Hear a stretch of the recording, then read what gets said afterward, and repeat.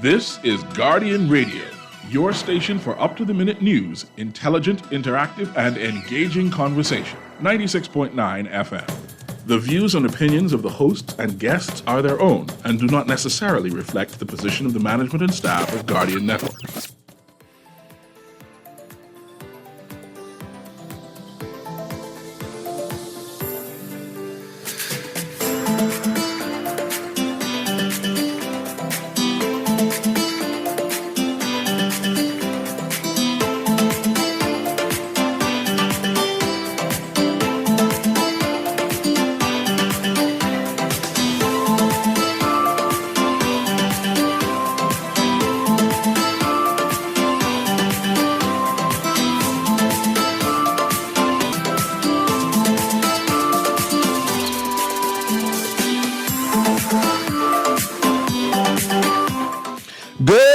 Welcome to Guardian Radio AM. Today is Wednesday, March 15th, and it's a little after 11 o'clock in the morning. Once again, this is C.A. Newry, and I shall be your host for today as we have a discussion about great women doing big things inside the Bahamas.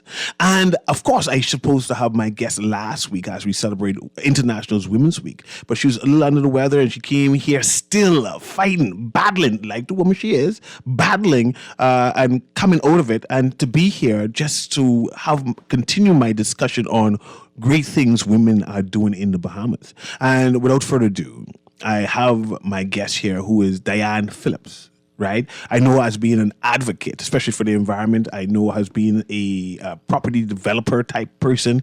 But I want to know her story, right? Because her name is always called inside the media and I say, that's Diane Phillips, this short lady who just sprightly, right? But I want to know what made her, like how everything came about. So I want to start with, who are you? Your parents, where you born, your narrative of being in the Bahamas. Thank you very much, C.A. Newry, and it's a pleasure to be here. I do apologize if I sound a little bit nasal, but just the other day I wrote a column about the mystery of the missing medical test, because we have no way of knowing when we're no longer contagious, except that if it's between 2 and 5 days when you first felt symptoms, then chances are you are still contagious, and after 5 days you're not. So you know that I would not have come in and shaking your hand or giving you a hug or anything if I thought I was contagious. I just apologize for being nasal. Anyway, so you asked about my story, and I does not do a good enough job telling its story. Mm-hmm. So I'll start with one piece of my story that's kind of fun, because everybody has a story to tell. I would say that we don't tell the story of the Lucayette Sea. We don't tell the story of our history on Bay Street. Every shop there that is more than 50 or 100 years old should have an historic sign. Mm-hmm. But I know I'm getting ahead of myself. No, I appreciate that. And that needs to be said as you tell your story. Right. So I was born with a certain amount of privilege. I say that honestly because I think it lays the groundwork for everything that I had to go through later, but why my expectations were still very high, and I thought that I could meet them. Now, I wasn't born with old money privilege. My father never finished high school. My mother never got to college. She never once had a date. She never once went out to a party. She was the Cinderella of her family because they had gone through the Depression. So my father got a job working at a fuel station, and he looked around at the empty space and he said to the man who owned the station, "Ed, what about if we get a used car? And we put it here and we sell it and we make a couple of dollars." So Ed, who later became his lifelong best friend, said, "Sure, Harry, go ahead, do that." They did that, and then, of course, you know where the story goes from there. Another car, mm-hmm. and another car, and another car. And my father, with no high school education whatsoever, but with more gumption than anybody I've ever met, ended up as president of the Philadelphia Businessman Society. Oh. Handled many, many charitable events, raising funds for all sorts of good causes, including hospitals. He owned an amusement park. He owned a movie theater. He owned land, and then he decided to retire. And we moved to Boca Raton, Florida, bought a lot of land. And there was nothing in Boca Raton at that time. Mm-hmm. Nothing. It was farmland. There weren't roads. And he was going to become the first developer. And they said to him, well, Jews aren't allowed here. They don't like Jews. So whatever you do, when you put up your name, don't use your name. Use a company name. So he had the largest sign ever created. It said Harry S. Jacobs, builder. Oh, of course. Nothing else. Harry S. Jacobs. And so he built many of the homes that still stand in Boca Raton today. I go back, I see them, and I say, I can't believe he sold this for $17,900 at the top of the line, luxury, what we would call now high-end, upscale homes, $17,900, and they're now over $1 million. So do you have any siblings, or is it just you? Well, so that's the normal part of the story. Unfortunately, by the time I was 20, my mother died, and my father died months later. What? So I had one sibling. She died a few years later. So I think that where the story really starts is my being, to begin with, having been raised with piano lessons and the fineries of life, now being single, unwed, mother, and no parents or family. And I want you to repeat that. You were single. And I noticed that you said this, unwed. Mother. Mother is what This did not happen in the world that I lived in, so I was disowned. But I think that having been tossed out that way and then having to say, what do I do now, gave me the strength to become the woman that I've become. And to, this gumption. I guess after my father died, he just left some of that to me. But I can remember as a child, sitting on his lap or standing on the top of the stairs listening to all the judges at the house and the intellectuals who would come and the books they were reading and the political discussions and all of that. It rubbed off. And so although I was left alone and I didn't know how I would ever manage to surmount the challenges that I had that kind of upbringing where you think about every sentence, you think about everything. You don't ever, even as a 13-year-old child, go to bed at night without thinking about the news. And so I always knew I wanted to be a writer, and I started writing for the local paper, the Boca Raton News, when I was 15.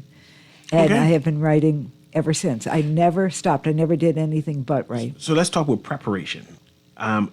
You were orphaned by 20. What type of education that you had to even start writing at 15 and then to... I went to a public high school, government high school. Public high school? Public high school, never went to private school. And I went to a state university, and then I graduated from another state university 10 years later. It's a regular life. I mean, from I rode my little motorcycle back and forth to class. And I swam, and I was pretty athletic and just always appreciated the outdoors and sea turtle watches and everything that I could contribute to. I ran a March of Dimes campaign to raise money to fight polio. I managed it for the city when I was about maybe 15 years old. So I think organizational skills, if you bring... whoever you are, you C.A. Newry, you every day. And if you stop and think, is it the creativity? Is it the organizational skill? Is it the institutional excellence? Is it the mission? But where are you going to go with what you know that you're bringing with you? That's dynamic. I want to talk about this, right? A number of Bohemian women, for lack of a better word, plague of being single mothers. You were a single mother at a period of time in your life, and I want to know when it was not acceptable. Here it's the majority. You were shunned. Yeah. No, there I was disowned. But I was cast out. How did you survive? And what would you recommend to women like that? I can't. I look back on that time, and I honestly don't know how I survived. I had little jobs. One year I moved 11 times. One time, I'll never forget this, it was the worst thing ever, ever, ever. But I didn't have a cradle for my baby, and I put her in a drawer. I mean, I kept the drawer open, but she was in a dresser drawer. So you had challenging times at a period of time in your life? Yes. So I had the best and the worst of those worlds. So it's easier for me to identify with those people with struggles. And then when I help out with the Bahamas Feeding Network or something, and I see the hunger, and I see the look, and I see the anger in a person's face whose belly is empty and who didn't have anything to eat yesterday, not coming by that from some highfalutin place. I know what it feels like. And now I'm very, very fortunate. So we can skip a lot of that stuff. I did marry, and I lived a life in Florida, and I worked for as I said, Boca Raton News, then the Palm Beach Post. National Enquirer. The hardest writing job in the world. Sometimes I would get 50 pages, single-spaced, typed notes, and I would have to put it into a six-paragraph story with no word that a fourth grader would not understand, but I had to make it so exciting that nobody would stop reading it till the end. You can summarize. So what was your degree in school? Was it writing? No, it was political science. And then I attempted to finish graduate school, but I had to go back to work again for another newspaper job. But I've always, until I came here, I only ever worked for newspapers, and I wrote for magazines. And so I came here. I went to Abaco for a regatta, and I was on... What year was this? 1982. So circa 1982. Right, 41 years ago. You came to the Bahamas on leisure. You going to regatta, Abaco, said, man, just the Bahamas. For the weekend, yes. I was still at the National Enquirer, and I was actually with a good friend of mine who was the ex-wife of the man to whom I was actually engaged at the time. But she and I had become friendly. So the ex-wife of the man to whom I was engaged, right? So, well, you asked for the story. I don't want to leave out the juicy part. That's a juicy part. So, anyway, I met this other man, a Bahamian, who was on his sailboat. I was on one and he was on another, and he was a serious, serious racer. And we just clicked. And I'm telling you, after that, I could hardly remember the name of the man I was supposed to have been engaged to in the UK who worked on Fleet Street. Yeah. Fleet Street is journalism headquarters in London. So I had been there several times, and I had worked on the Daily Mail and other papers. I covered the Miss World contest when Rhodesia, for the first time, was no longer Chichenim. Yeah, yes, and so I think it was the first black Miss World. So anyway, so I mean, I had interesting times in journalism, and when you work for the National Enquirer, you come to have a total different view of celebrities than the average person who doesn't see the behind-the-scenes stuff, the excesses, the drugs, the cruelty, the misogyny, whatever that is.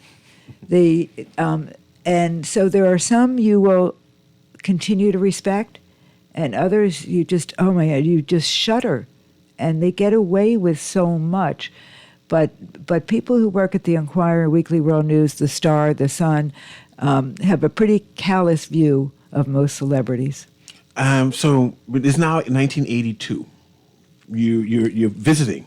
How did you... For a weekend. Yeah, how did that transition say, well, I'm going to be living in the Bahamas? What happened? So one of the stories that I had to do, I don't think it was for the Enquirer, I think it was for the Palm Beach Post, had to do with the psychic. And I had gone to see this psychic, Phoebe Gibble, something like that. Anyway, I still remember what she looked like. And I had gone with this notion that I was just going to poo-poo the whole thing and, so kind of do a satirical piece on it. But what she said gave me chills. She even knew that I had recently gotten a car, but I didn't like it, and I would probably be trading it in soon, which I did. I think I owned that car for about 6 weeks.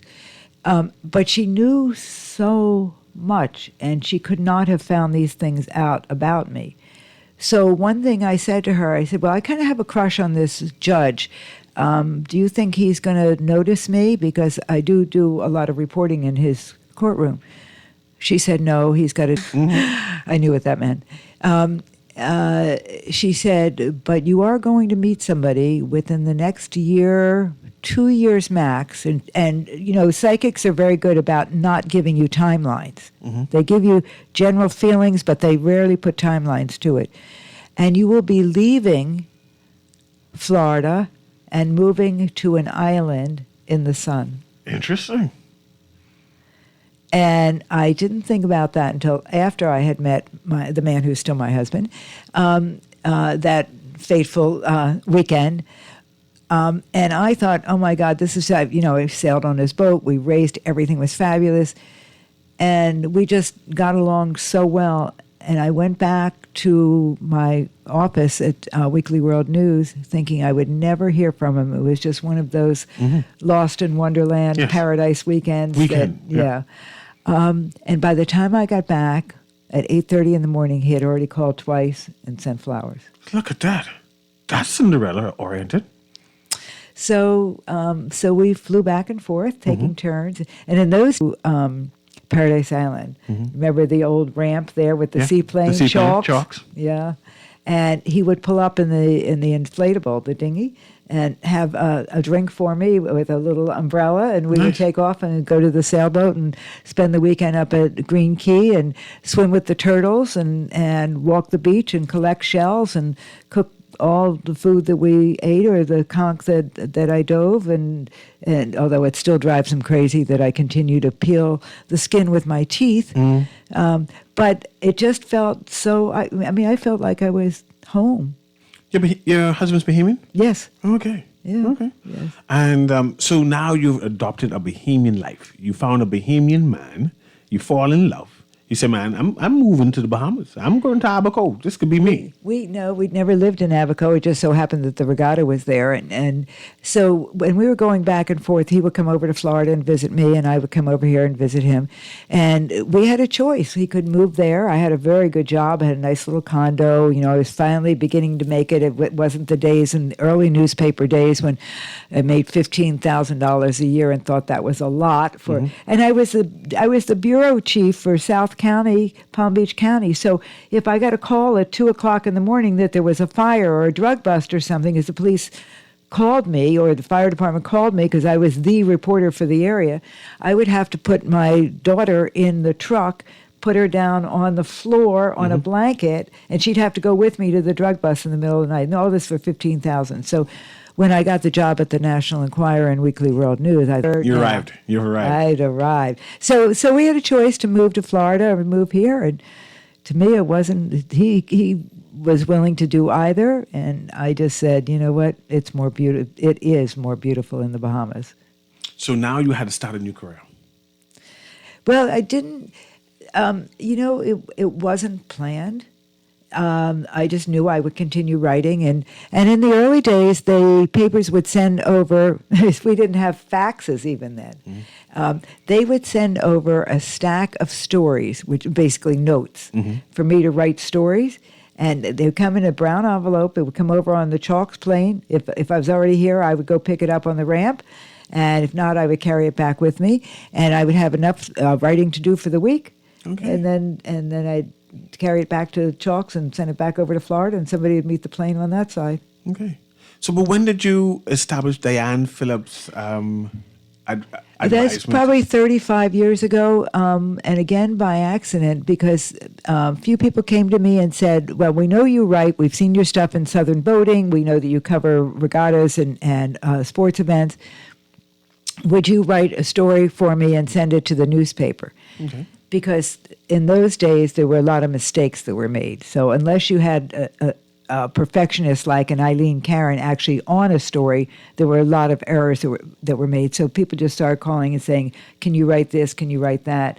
And I'll never forget the first story I ever wrote for the Life for Key Foundation. Pardon me. I did the story. I took the photo. I attached the caption of the photo by Scotch tape over to the front of the photo, which is what we used to do. And I did all my own photography. And I charged them $35 for the whole story. For the whole story. And I drove it. There was only Z&S, The Guardian, and The Tribune. So I drove the story to each of the three places, $35. And they paid me in overdraft, they told me later. They didn't have any money. Oh. And together Harry Moore and I and his team raised, by the time I stopped doing regular work for them, I still do some, but by the time I stopped doing it on a constant ongoing basis, we had raised over $12 million, and dozens of Bahamians had gotten scholarships. And I thank you for that, because you have vested your time in developing Bahamians in general, volunteering and various aspects. But before we go that into your advocacy and your volunteer work, I still want to know more narrative of your business. How did that establish? Because, see, you're not ordinary. Your business is not small time. You are the go-to person. Oh, thank you. No, we know about you. We know about that, Phillips. You're the go-to person when you want things done. And I want to know how you start from scratch to make it a name brand locally and internationally. The only thing I can say is that incredible attention to detail.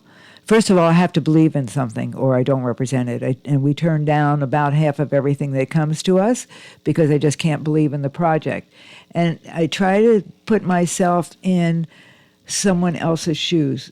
If those shoes fit and I understand what it's all about. That's why the Feeding Network was just such a natural.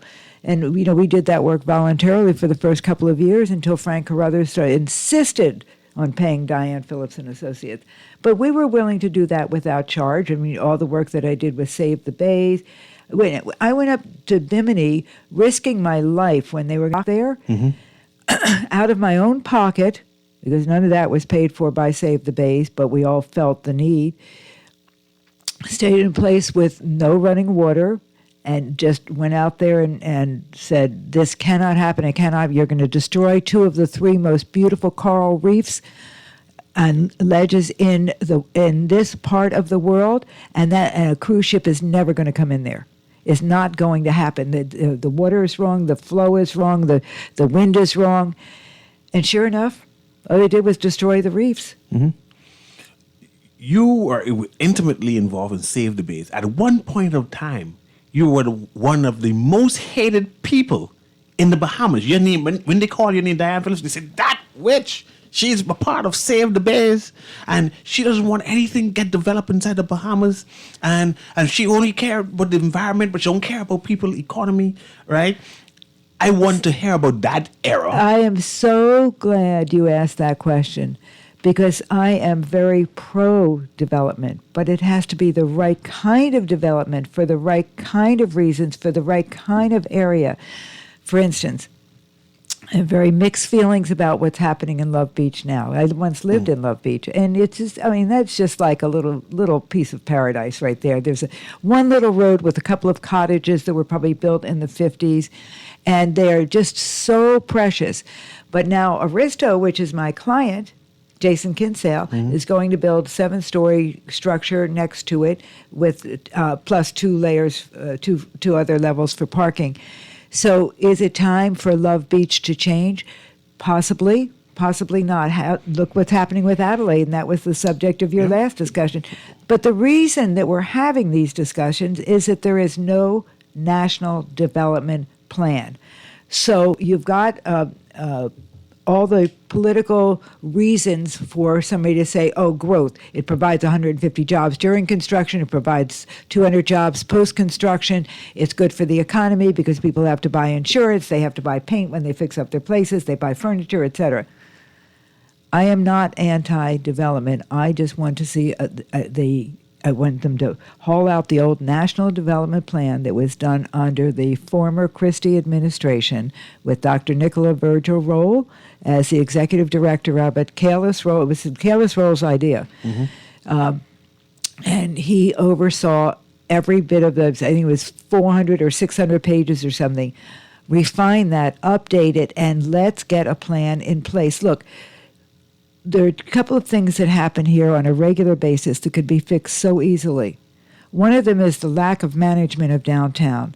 And see, I've said this so many times, I know people must just be tired of hearing it, but you don't open a little mom and pop shop over the hill without a manager in place on a Tuesday. Every single day there's somebody in charge. We open downtown Nassau to 10,000 to 20,000 visitors a day with no management in place. The other day, I was having a conversation with somebody who was quite high up. And I said, the garbage is collecting faster and faster on Bay Street. It really looks awful. And I showed him some pictures. And he said, well, maybe we should pick it up twice a day instead of once. And I'm thinking, no, you should do it all the time. There should be people there with brooms and dustpans and sweeping devices all day long, just as there is in Disney World or New York or other places. Why are we thinking it's okay to let those boxes pile up and that trash pile up? So the lack of management for the capital that still has the architectural treasures that Jackson Burnside and I, detailed long ago, along with people from the Ministry of Tourism who were very engaged in that historic Nassau study that we commissioned. And I say we, I was the director of the Nassau Tourism and Development Board at the time. So the management of downtown Nassau, I think that within 2 years, and you'd be surprised how little money, within 2 years, we could transform historic Nassau and make it as glorious as it once was and eliminate some of the T-shirt shops, the souvenir shops, and you're bring still back... controversial. I see where you're going. And bring back the glory days. If you look at what Sir Fred Hazelwood has done and Inga Boleg on his team, and even the care that they just took for John Bull and all its in the stores. Yes, but with the care they just took with the Starbucks, it's an old Henry Melick building. But they looked at the plans from 50 years ago, and they followed the plans to keeping as much of the integrity of that building as they possibly could. It might be the prettiest Starbucks in the world. So, what is stalling downtown? Well, there are a couple of things. First of all, we always said that the one thing that had to happen before anything else could happen was that commercial shipping, cargo shipping, had to move. That's gone. That's gone. Well, 20 years now, or thereabouts. Yeah, you're absolutely right. Problem is, nothing replaced it. So those properties east of East Street are still sitting there as vacant eyesores. And if you go on the wharf side, if you go to the north side and you look back and you see all of the roofs, because from the Bay Street side you can't see this, but I just walked it the other day, and all the roofs that are caving in or just have huge holes and gaps, old cedar shake shingle roofs. So the buildings are deteriorating, and the tax system is backwards. Because we tax people very little if their property is worth little, and we tax them a lot if their property is worth more. So there's an incentive to not care for your property. So perhaps that's a solution, change the tax system? Yes. So it's called in other places demolition by neglect. And we see it in buildings that are owned by very, very prominent families, and is not only east of East Street. There's one that's across from the Government House, where the roof. I see that. With the roof caving in. Yeah, they're owned by a very prominent, very likable family. I think that's George Street, by the cathedral. Go ahead.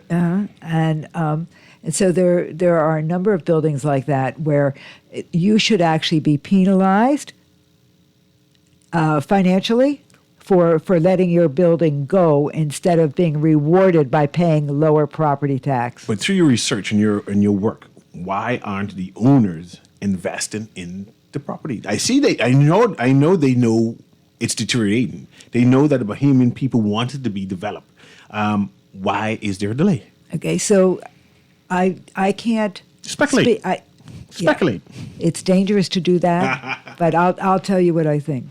First of all, those few families don't have a great need for money. Okay. So the inspiration and the motivation that you and I would feel, yes, we could get a few million for this or a few million for that, that is not essential to them. They want to wait and do what they want to do on it. So they want to build, there are plans to build vertically. I am not opposed to vertical construction in a limited space, because if you have enough, they say that's the only way to so many units, sell them at such and such a price, homeowners' fees at another rate. But if you create green space around that development and you bring everything from a little bookstore to wine bar to jazz to art shows, and you bring life back to Bay Street, then the tall buildings in certain areas would be fine. Confine them to one area, one 4-block long area with lots of green space around them and a view of the water, because we don't have a view of the water now. We've got walls and debris and construction materials and falling in roofs. And I hear that, and I love the idea. But say I'm one of the property owners, you want to put the green space on. Who compensates me for my property when the other people have the high rise making all the money? And I said, but how come I get designated to be the green space part? No. The same family or developer of that tall building trades by using his or her, they're all his as far as I know, their property for X number. So if they build on, say, 4 acres and they leave the other 4 acres open for green space, that's their property. That's what they have to dedicate as green space or parkland or something. They give back. There's always, in the heads of agreement, which I do believe should be public, by the way, there is always room for negotiation. So government wants say they want a police station built somewhere. So, okay, we'll let you do that, and you'll be able to take advantage of the benefits of the Hotels Encouragement Act, but you got to build us a police station and save us the money from doing that. That's cool. You'll have to maintain it. I mean, the government has to maintain, PF has to maintain it, but you will build. You've got construction materials. You got teams right there. Build it. So they make those trades all the time. What we don't make trades for, and we could, is creating more parks. This is one of the secrets that makes Boca Raton so different from Deerfield Beach or the other cities, from Pompano, et cetera. When the mayor of Boca Raton, Dorothy Wilkin, was willing to take the zoning issue all the way to the Supreme Court, and she had the backing of people in the city. We will be different from all those cities that have the garish neon signs and the flashing signs. We will be different. She said for every development that went up, every high rise, there would be so many acres of parkland that would be dedicated to the people of Boca Raton. So all throughout Boca, you have park. Some of them are right along the sea, right along the ocean, and some of them are across the street. But you have parks everywhere, and it gives the people a breathing space. I'll never forget being in Charleston with the same team, Jackson Burnside, and I think C.A. Smith was Minister of Tourism at the time. It was a group of us, and the mayor was not there, Joe Riley, the famous mayor of Charleston, but his representative was there. And we looked at this most valuable piece of property. It comes right out to where the marsh meets the rivers, so right at the point of the city. And there's a huge fountain there. And people are running through the fountain. Children are playing in it. It's one of those running play fountains. So when I say huge, it's size of... And someone asked the question, this must be worth millions and millions and millions of dollars. You must be offered money for this all the time. They said, yes, but we will never sell. I said, why? Because the people need a place to dream. People need a place to dream. Are you still intimately involved in the Bay Street development? No, I wish I were. I would love to be. I'm happy to volunteer my time. But they seem to be stagnated. I don't see anything, but I mean... I'm not going to sit here and criticize anybody. I understand. I'm just saying that's what it seems. It's a little stagnated. Yeah. I would be happy. I think that it needs a lot of new energy. Fred Hazelwood and his team and the people at Coin of the Realm and the other Melick designed buildings can't keep up this by themselves. There's too much pressure to go the wrong way. The huge plate glass windows instead of the delicate construction. We used to have, I sat on a committee at the Ministry of Finance, it's called Special Projects Committee, and we gave tax relief up to 20 years. Tax relief, and it didn't matter if you were rich or poor. If you redeveloped or you renovated an historically important building, and you did it with the right integrity and the right construction materials and everything, you could get a tax break for up to 20 years in addition to getting your materials in duty-free. Nice. So I think that they are talking about the possibility of bringing that back. Look, the best example I can give you right now downtown is Victoria Court Apartments. Do you know where they are? Yes, Elizabeth yeah. Avenue, the pink building? Pink building. So I don't know if you're aware of that history, but it went over the Bahamas. And people would come down with their big steamer trunks and their staff, and they would plunk themselves down there for the winter. Yeah. And then they would go to various clubs, and that's when, Silver Spoon and all those clubs were there. And they loved the Bahamas, but that was their home. Then Lifer Key was built, and other thing, and the population moved out as cars became more prevalent and we had more roads. So then it fell in hard times, and it was basically a brothel. And now it's been restored by a group of people who are very, very proud owners, but they have to replace a very expensive roof, and they have to make a decision now, a choice between, do we preserve this roof or do we pay our property tax? That's a building that should absolutely be preserved and tax forgiveness for 20 years. Okay, I want to transition to women issues, but I want to ask this. What happened to Save the Bays? They're kind of quiet. Well, no, Save the Bays transitioned into Waterkeepers Bahamas, and is based in Grand Bahama, mostly because the executive director and the chairman both live in Grand Bahama. So they're doing things quietly behind the scenes, less controversial. The big issue was Clifton, and I think we pretty much managed to save Clifton. People thought it was a personal issue, but it really was about Clifton. And I went out on several dives with Stuart Cove, who was also very active in Save the Bays. He has every reason to want to preserve those waters out there. And when I was handling a press conference with Robert F. Kennedy Jr., this story should give you chills. Robert F. Kennedy Jr. was head of Waterkeepers internationally, and he was an environmental law professor at Pace University in New York. He came down to license Waterkeepers Bahamas, and we had a press conference. I remember Clinton Watson was there. But anyway, we had all the media out there on a Sunday, and we were in front of where the Waterkeepers license was going to be first issued for Clifton. And the gentleman whose name I'm not going to mention, who's now in jail. So his people came out and they were police officers guarding his property. They came out with machine guns. Really?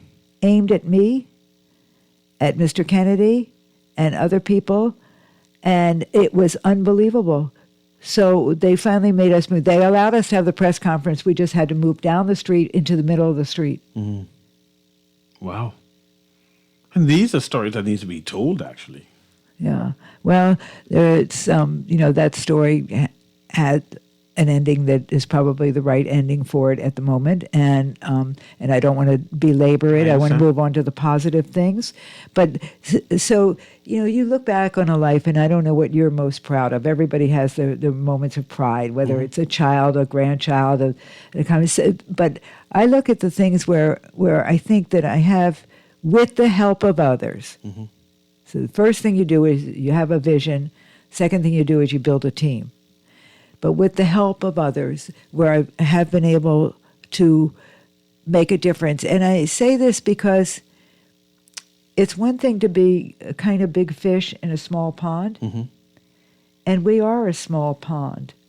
So the voice of C.A. Newry, or Aaron Green before you, or Dwight. I listen to Dwight all the time, and his calling for local government, and he's so right.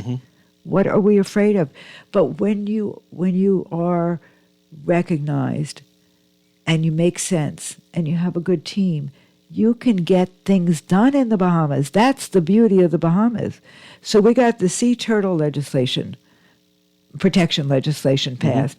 And ironically, I just saw Hubert Ingram It was yesterday or the day before, and I reminded him of that because what he said was, Diane, I love turtle, but I know this is the right thing to do, so I'll put my signature on it. I'll sign it into law. So sea turtles have now been protected for about 15 years. And if you go up to Green Key, they're plentiful. Plentiful. So the sea turtle legislation, I feel really, really proud about that. The Cruise Overnighting Act, Richard McComb and I sat down and drafted that. And that was in 1994, and that's still in effect. And that allows cruise ships to open their shops. It forbids them from opening anything in port, but allows them to open up in port if they stay over 12 hours.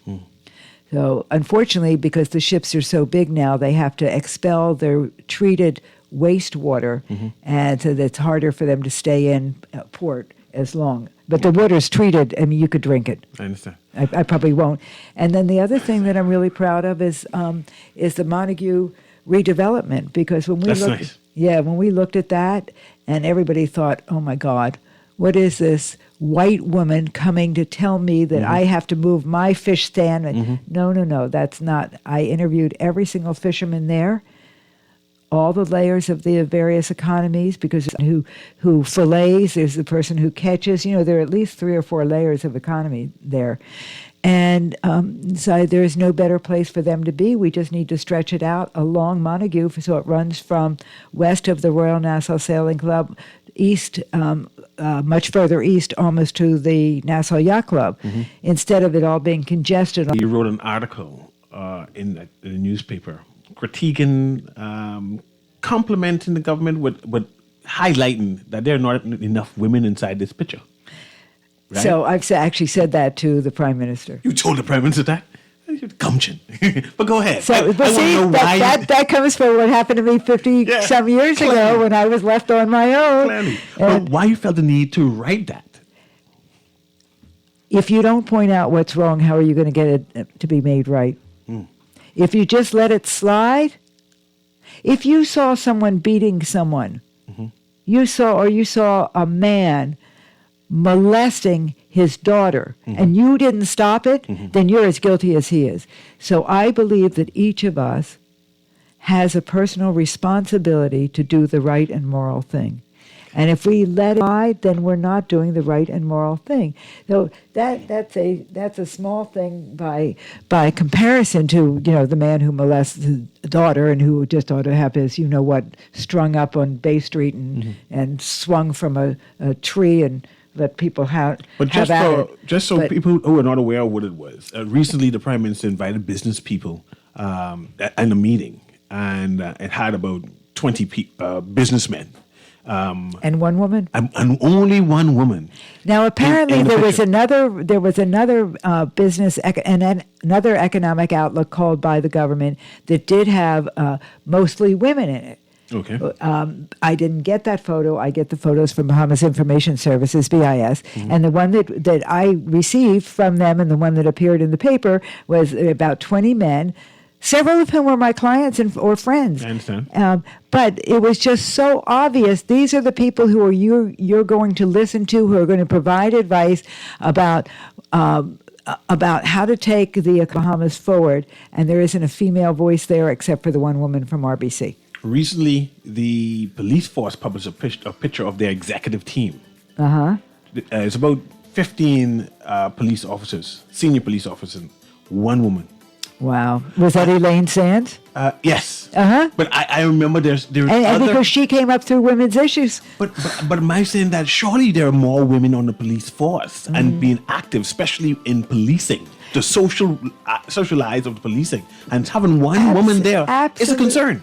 Absolutely, you're so right. And when Tellis Bethel was Commodore of the Royal Bahamas Defense Force, he made sure that the Rangers, that's the youth program, were equally male and female. And so I know that the Defense Force has a lot of females coming up in it. And but with that economic outlook with all males, it inspired me to just take a look at some figures internationally. And that's what I wrote about, the $100 million difference. Do you have to take a break? I have to take a break. I know we have like 3 minutes left break here, and then we'll finish and wrap up Okay. with Miss Diane Phillips. We'll be right back.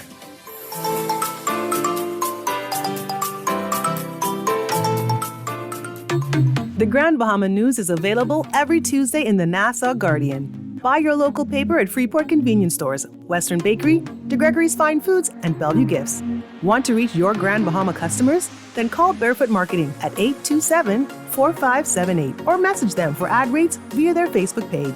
Advertising opportunities now include classified ads too. Keep up with all the latest Grand Bahama news in the Nassau Guardian newspaper every Tuesday. Love the show? Want to give your support? Become a sponsor today. Call 302-2300 for our rates and packages. That's 302-2300. Become a sponsor on Guardian Radio 96.9 FM. Fresh news, smart talk, all day. The new Guardian Radio app is here. Listen live to all our Guardian Radio shows and live select programs in our studio. Get information about Guardian Radio shows and our hosts. Send messages, including text, email, and even call. All from our amazing new Guardian Radio app. Download it free today in your App Store for your Apple device or Play Store for your Android device. The all-new and improved Guardian Radio app. This is Guardian Radio 96.9 FM. Fresh news, smart talk, all day.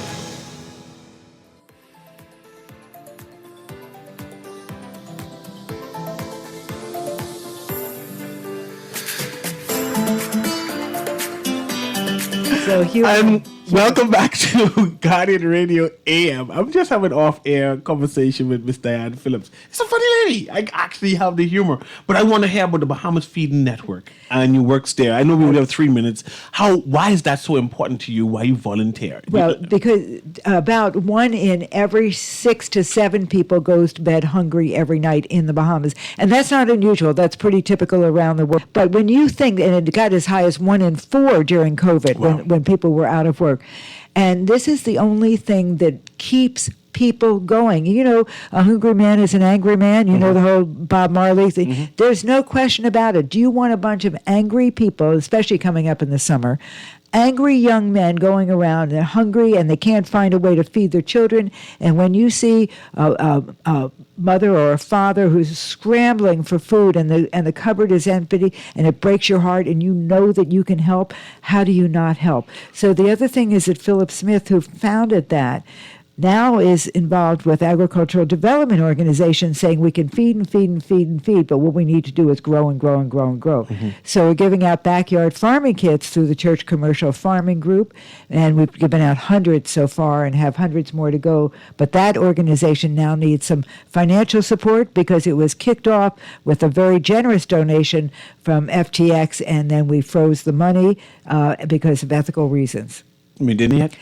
We had access to some, but we froze the rest. Philip Smith's decision, because he said it is not right to use those funds unless the court says that we may at some later time. Interesting. What ethics? I would have spent. But I mean, I different. Especially it was given to me. But I appreciate your efforts with the Bahamas Feeding Network, right? But what would the critique saying that you're enabling people? You need to teach them how to fish, not necessarily. Yeah, that's the purpose of the working hand in hand with the Agricultural Development Organization. So the two do work hand in hand. Philip Smith still sits on the board of the Feeding Network, but he is the chairman of the Agricultural Development Organization. You can't let people starve. There are going to be some people who are always going to fall through the cracks. The elderly, whose pension, a little bit from NIB, runs out long before the month runs out, and they're too proud to ask somebody. I mean, if you went there and you saw the churches that come and pick it up, because remember, they don't feed individuals. They give the food supplies to the kitchens, feeding centers, that then report back, okay, X boxes went to this place, that place, and the other place, and how many people were in that household. So do you want a child going to school hungry who can't pay attention to anything? Because when you're hungry, you can't think beyond your stomach. Your belly comes first. Do you believe in some kind of food crisis, shortage of food? I think we're in a food security crisis, and I think that this current government is very aware of it, very attentive to it. The Minister of Agriculture and Marine Resources, Clay Sweeting, very, very concerned, and he is out there all the time finding ways to allow people to, whether it is raise chickens or grow vegetables or whatever. If you would go out to the farmer's market on a Saturday morning in Gladstone Road, do you ever go? Yeah, man. All the Yeah. time. Oh, okay. I like peppers. I look for peppers all the time. Yeah. So, and you see the coolers with the chickens in them and everything. You think, why would somebody go to the store and buy a frozen chicken that was raised somewhere in Wisconsin, shipped down to Florida, still frozen, hopefully didn't thaw at some point, stuck in a freezer somewhere? You can go out there on a Saturday morning and get those chickens right from the farmer here, or the farmers in Eleuthera who bring their stuff up, and everything is so fresh and it tastes so different. So the farming movement is coming back. There was a time that, we were all told that this is not what proper people did. They got jobs in banks and they became lawyers and doctors and you know what. So so we looked down on farming. Now we're looking up at it. What about housing? Some people say there's a housing crisis. Do you notice that there are a number of persons who just can't afford? Yes, and it's going to happen more and more in the Family Islands as the Airbnb industry takes over more Bahamian household. Now, it also provides an opportunity for Bahamians to earn money, and that's a very good thing, and it pumps more money into the economy. But I think we have to be very careful, too. Again, it goes back to the zoning, and that goes back to the National Development Plan. Without a plan, you can wander around until you just find yourself in one right mess. Without a plan, we just wander around until we find ourselves in one big mess. Right. I was talking to Diane Phillips there. Have a wonderful day. It's Guardian Radio AM.